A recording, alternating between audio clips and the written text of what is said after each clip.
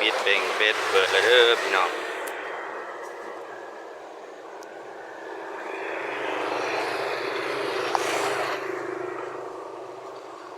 ไกลไปไกลมาแวะอุดหนุนเด้อพี่น้องเด้อ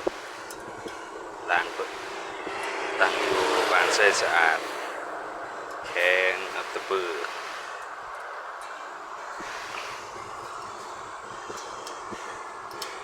ยิงเลยเด้อนี่บ่ทันได้มานสำพี่น้องไกลไปไกลมาเอามานให้แน่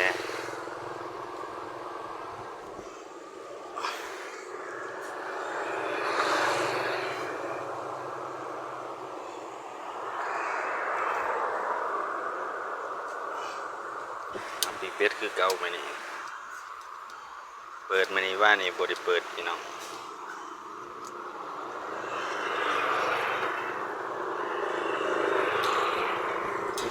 บ่มีในลูกค้าบ่มีน้ำมันรถน้ำมันล้างเลยบ่มีลูกค้ามาเลยบ่ได้ปิ้งพี่น้องมื้อนี้จะลองปิ้งจนเบิ่ง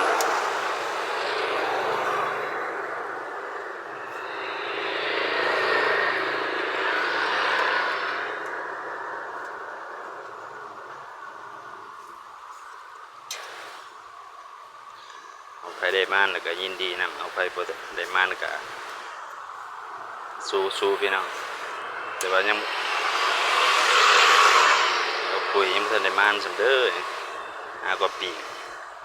หาก็เปิดมื้อนี้